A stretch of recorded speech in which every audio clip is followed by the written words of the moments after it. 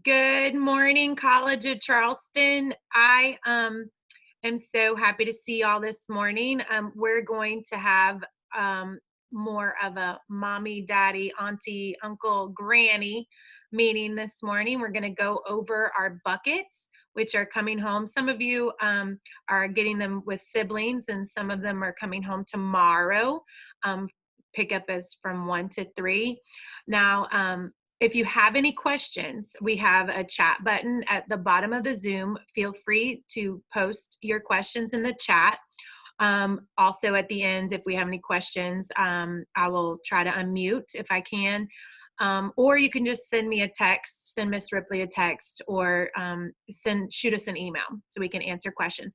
But basically, this session is just for us to show you what's in the kit and kind of go over what we're sending home and how to use it.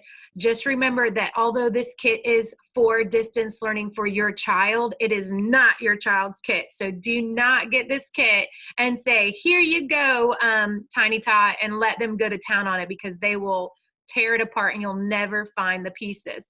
So when you get this kit, make sure that you put it in a place that your child cannot reach easily. That way it stays together, and when you're ready to do learning time at home, you can easily grab it, and everything that you pretty much need is already set up in the kit. All right, so let me show you.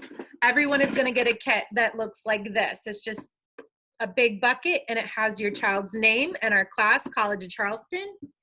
And on the inside of the kit is a table of contents. It's telling you what we sent home in the bucket.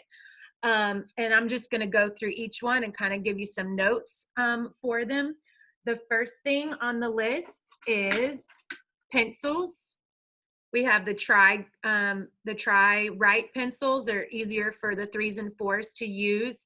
There's 2 of them in there, so try to keep them in there when you're not using them. If for some reason a pencil breaks or you have no way to sharpen it, you can use a regular pencil, but we just want to provide these so you have those pencils. Pencils are better for them to actually do written work unless it specifies differently in the learning chart, because they're going to be using pencils at school and they can erase, unlike pen or marker.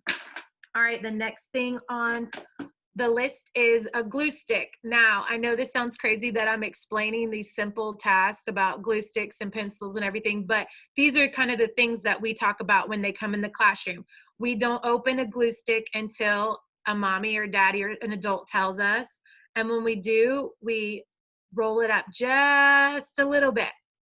And then when we're finished, we roll it down, put the top back on, make sure it clicks. If it doesn't click, it's going to dry out. You won't be using this glue stick a lot, but we want to make sure you had it just in case. Now remember, teammates, if your little ones are listening, this is glue stick. This is not chapstick. I've had people use it as chapstick. It is glue stick. All right. Next thing on the list. Oh, this is a controversial one. Kid scissors. All right, we're going to learn all about scissors in pre-K. When we walk with scissors, we hold the blade. We only cut paper with scissors. All right, how many kids have I had that cut shirts or hair? We only cut paper, and we only use these scissors when an adult tells us to do so. Remember, thumb, fingers. If you have a child who is cutting, have them keep their elbow down and don't let them switch hands. If they're getting tired, let them take a break. If they're cutting, they should keep it on the hand that they use to write with or eat with and hold the paper with the other hand. And this is how it should look. All right. Next, crayons. Now you have I think everybody has 2 boxes of crayons in there, but crayons look different for the 4s than they look for the 3s. 4-year-olds are going to have boxes like this. They're going to have the 24 count, and then they're going to have the multicultural crayons. I've got those over here. Yeah, I've got them. This is just because we like to celebrate the differences in our teammates and our families, and not everybody's skin looks the same. So we want to make sure you have those multicultural crayons, can't talk, so you can draw your friends and family just like they look. and then the regular crayons for the 4s. Now 3s, their crayons are going to be a little bit bigger. Same kind of thing. They're going to have less with the jumbo crayons. They're bigger, so they're easier for their little fingers to hold. And then the multicultural crayons are also bigger for them. So 3s are going to be a little bit different. Try your best to teach them when they're finished, the crayons go back in the box. This is your chance to teach your kids some responsibility and organization, because when we get to school, this is something we would ask, that their crayons go back in their crayon boxes, just like we show them. All right, next on the list is a canister of Play-Doh. This is going to be so tempting for your child to play with, but this is for their classwork. So don't let them get home and just take it out and start rolling it on the carpet or on the ground or on the wall, because it will pick up all kinds of nasty stuff and you don't want to do that. We are going to use our Play-Doh for making our names, making our letters of the week, because we have Play-Doh mats that I'm going to show you. So this is not just a free-for-all. This is to be used during class or your class time at home, your learning time at home. Make sure you pop the tops back on. If it doesn't pop, it's going to dry out and then you won't have any Play-Doh. All right. You have one of those. All right. Black erase, dry erase markers. You have 2 of them. These are not for paper, guys. These are for your dry erase boards or your name charts. I always teach them in the class. We do things step by step. So I'll say, okay, take the top off, put it on the back, and make them say it. They need to have the top on the back or you'll lose it and you won't be able to put the top back on. Remember, these are only for dry erase boards.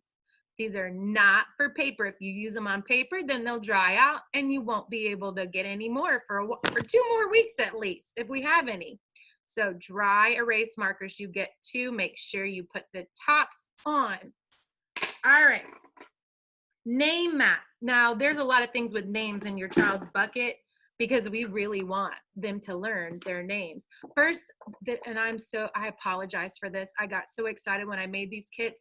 I forgot to put this on the chart. Every child has their first initial of their name. So that way, if you are like, oh, my kid is not writing his name yet, I am stressing out about this, just work on the first letter. We're not trying to stress you out. We're literally just giving y'all some fun things to do at home so they can keep up with their skills. And when they do come in person, then we can just pick up right where y'all left off. So this is a dry erase one.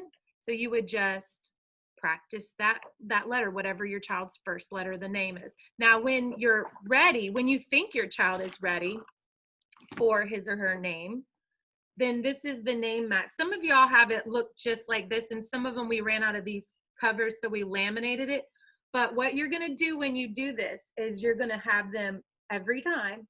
They're going to start on this side. You're going to say, what's your name? And they touch it and they read it. Then they're going to take their markers and you're going to say, we start at the dot. Where do we start? At the dot. And they need to take their dry erase marker and follow the line. I know it seems so simple, but their little brains are learning how to track what they're doing and write at the same time. That's really hard, really, really hard. So they're going to practice this, and you can have them do it 1 time or 2 times, but make them finish the board, and then they can erase it, and they can do it another time if they want. Then they're going to flip to the other side. And it says, I can say my name, or I can spell my name. And you're going to have them, they have to use those pointers. Make them use those pointers and touch each letter as they say it. Now, I know this sounds silly, but they have to start at the beginning. Sometimes I'll see family members, they'll go, oh, yeah, he said A, and then he said M. No. We're going to start at the beginning. We're going to say each letter, and we're not going to rush. We're going to take our time. And this is something you could do like at the grocery store. You could do, standing in line at the DMV. Spell your name for me. All right, J-E. And then down here, you're going to trace. The same thing. Start at the beginning and trace each letter. Take your time, and they can do this 1 or 2 times, okay? All right, next thing in the kit is, dice. Now, please be careful with this dice. And I say this because I really worry sending something so tiny home. I don't know about your children, and I don't know if you have siblings at home, but the first thing that Gabriel or Harper James does when they see something this little is they stick it in their mouth. Just be careful with it. I don't want anybody to choke, say Miss Foreman, Miss Ripley killed our sibling or child because they sent home dice. Just keep it in the bag and don't pull it out unless it's time to do an activity. But you do have 2 dice. All right. Now we have cards for you also. Each teammate is going to get uppercase cards and lowercase cards. Now your child may not even be to lowercase, so don't stress. If your child has gotten all of the uppercase, then you can move to lowercase.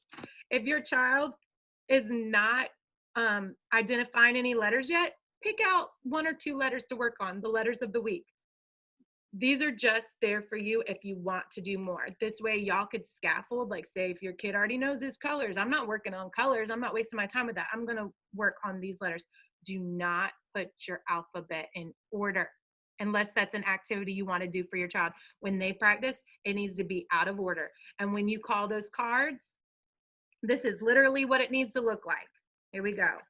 I put the card up, the child knows it, says it. Great job. I put the card up, the child doesn't know it, I say it immediately. V. Say V. All right.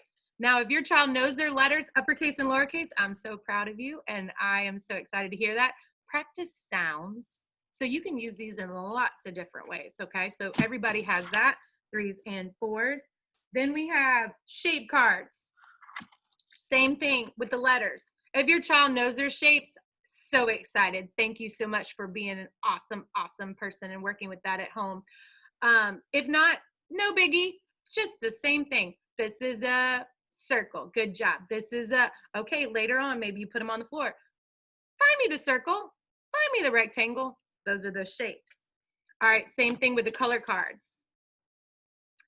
Your child knows the colors.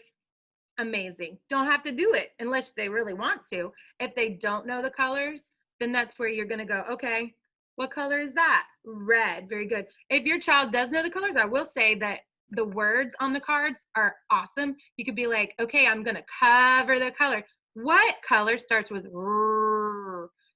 Again, depends on your child, depends on the age of your child, and depends on what you feel like doing at home that day or what your child is motivated for. All right, then we have our name puzzle.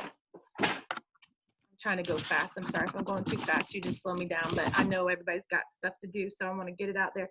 Name puzzle. You have the chart with the name on it, and then you actually have the bag with their letters in there. When I give this to students at the table, I lay it down and I say, take out, I do it in steps, take out all your letters, spread them out on the side. I want to see the top. Then I go, okay, what's the first letter? They have to start at the beginning and they match them. They just line them up under the card all the way through. And then when you're finished, have them read, have them spell, touch the letters. Okay, so that's the name puzzle. Pretty soon, you can hand them this bag and say, just put it together yourself. They don't even need this card, but you're going to start off with this card because, you know, they're going to need the help at the beginning. All right, then we have, Play-Doh mats. I should have talked about this when we did the Play-Doh. Every 2 weeks, you're going to get 2 letters. So this week coming up, it's going to be letter L, then letter T. So these are your Play-Doh mats. You're literally going to let your kid roll the Play-Doh, make little worms, and make the letters. And you just lay it on there, done. Also, they have their name mat, Play-Doh mat. You can have them use the Play-Doh, make little worms, and make their name. Okay, so that's why those are laminated, so you can lay them on there. All right. Oh, you know what? I missed the number card. 4-year-olds are going to have numbers up to 20. Okay, 4-year-olds are going to have numbers up to 20. That doesn't mean that your 4-year-old should already be identifying numbers to 20. It's just we put enough in there. So if your child is already to 10, let's push it and go to 20. We don't want to waste your time. 3-year-olds are going to have numbers 1 through 10. Same thing as the letters and the colors. Mix it up. Don't put them in order. Do it differently every time. And the same thing, like what is that? What is that number? Doesn't know. Say 14. Say 14. All right. And then because the 4s have these cards, you can practice counting if you want. That's really awesome using those pointers. But again, threes have 1 through 10. All right, almost done. I promise. I promise. All right, every week we'll give you 2 books for your learning kit. Sometimes they will be like this. Your child can color if they want to, if that's something you want to do. Like if you're cooking dinner, you're like, you need to go do something, put them at the table, let them color. But it tells you what a parent or adult or whoever's doing the story with them needs to do every time. And I'm going to just go through it really quick. We talk about the title and we say it. So you're going to say the title. They're going to say the title is. We talk about the author and illustrator. Sometimes these books have that. Sometimes they don't, but talk about an author writes the words, an illustrator draws the pictures, and you colored it. And then we talk about the difference between a picture and a word. This is a picture. We don't read that. This is a word. We read that. And then we make sure as best we can. It's hard on some of these books because some of them do have a lot of words. When you're reading to your child, you touch the words as best you can. That way they can get it in their head. You know what? I use my pointer when I read. Now, some of these books are going to be well, this one is not. Some of the books later on that we send home will be a little bit less words, and you can have your child repeat after you, like, I see a cat, and they can go, I see a cat. Just really get on them about that pointer. So these will change out every 2 weeks. This upcoming 2 weeks are I can wash my hands and we wear masks, because you know we gotta throw that out at you. All right, last thing. Actually, I lied. There's 2 things that are not on the chart that we did special because this chart was used for all of pre-K. We put our rules in the bucket just for you. Don't have to go over this every day. Maybe just a reminder, like, tell me what the rules are in College of Charleston and have them practice, because we do it every morning and it's just something important. And then just couldn't resist. Miss Ripley and I we love y'all already. We just love your little faces. We put a who is in College of Charleston chart. We're missing 1 student, but for right now, we went ahead and we're going to put this in everyone's bucket because we really want you to learn all of our teammates and their names, because y'all are like literally the cutest thing ever. So that will be in there. That's not on the kit, and y'all can keep this on your refrigerator or whatever. All right. So this is the biggest thing in the bucket. This is your guide for distance learning activities. On here, highlighted tells you what weeks these are, because it's going to kind of look like this every time it comes home. But it highlights what week. So this will be for next Monday's week and then the week after. The second page, it shows you daily activities for your child. For 3-year-olds, it will actually say 3-year-olds. For 4s, it will obviously say 4s. And there's some activities here that you can do every day that it's not going to be in the chart, but you could do every day. You could do this every day, or you could do this every Tuesday, whatever you want to do. But it's geared for your child's age. Okay, this is where the deliciousness is. This is what we're going to tell you how to do, okay? On the next 2 pages is a little chart. It has 10 boxes, okay? So you technically just need to finish 2 things a day. We're not trying to overwhelm you. We're not saying you are, going to become a teacher or anything like that. You're just, doing some activities at home. But when you're finished with an activity at home, and you could do it all in one day if you're a person who works all day, works a full schedule and just can't get it done, or you have to do work after 5 or whatever, you can do it whenever you want. But like, it's stuff like use your Play-Doh to make a triangle, make a circle and square. And when y'all do that, color it so you've done it. All right. And it just has 10 activities for the entire week for you to get it done. It also has the nursery rhyme, which is right here. So you can practice the nursery rhyme at home, which we'll be practicing in morning meeting. It tells you Emergent Reader is just the book that was sent home for the week. And it tells you what we're focusing on for the letter. So the letter L is next week, letter L, and the numbers 1 and 2. So that's the week of September 14th. And then the same thing for September 21st. The activities will change. Some of them might be similar, but it tells you the letter, the sound, the numbers, the nursery rhyme, and the book that's happening. This will change out every 2 weeks until we go in person.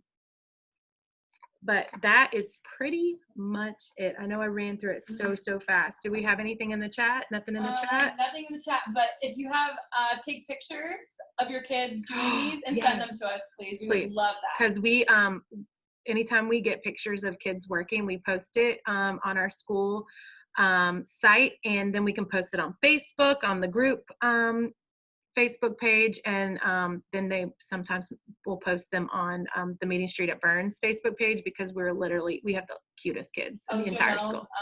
Hand is raised. Oh, okay. I can ask them to unmute. Okay, here we go. And remember, I can't see you. I can only see me right now. So Okay. if you try to show me something, maybe Miss Ripley will tell me what it is. Jamel's unmuted. I have a quick question. Yes, ma'am. You want pictures of the activities that they do that's listed? So not really. I think what we're asking for is if you want to send a picture, like, you know how like last year when Jamel was like working on his iPad or something, I would be like, oh my gosh, that's so cute. Let me share it with everybody. The only thing we're asking from y'all to give back to us is this chart when it's complete. So like, write your kid's name on it. When we go to switch out distance learning kits, we'll ask, hey, do you have your grid that, you know, you signed off that you did it? Okay. But other than that, we're not looking where you don't have to send a picture of him working every day, because girl, I know you already got stuff to do. So Right. did I answer your question? Of the finished work. No. Like, okay. So everything, don't need a picture of it? No. Just if you see him doing something you like or something like that. A lot of this work here is not all handwritten. A lot of it is age appropriate work. Like, I think, you know, one day is like hop 10 times, or, you know, go through a book and find all the letters T, you know. So it's age appropriate work. There will be some writing stuff, but we're not asking you to have them write every day and send it to us, because that would be really unfair. So, anybody else? And again, if you don't feel comfortable writing in the chat, or you have a question that you pops up later on when you're like, you get the kit and you're like, what the heck am I supposed to do with this? Send us a text or send us an email, and that's what we're here for, to help y'all and help the kids. And we're not expecting y'all to become teachers overnight. We just want to provide resources for y'all, and that way you can say, well, oh yeah, I remember Miss Foreman said this is what we have to do. Don't tell me that she said you could have the Play-Doh in your room, because that's not true. That didn't happen, or, you know, whatever. So, all right, well, then I'm going to go ahead and close. Oh, Serenity says hi. Hi, Serenity. I can't wait till you get your bucket. But anyways, I'm going to close out for today. And remember, we don't have meeting tomorrow, but we do have pickup of kits from 1 to 3 tomorrow. If you cannot pick up your kits tomorrow, please text or email. We will try to send them home with siblings, or come up with an alternate day or time that they can either be picked up or something else. We don't know, whatever. We're flexible. So you have a great weekend. We love you and miss you all, and talk to you later. Bye.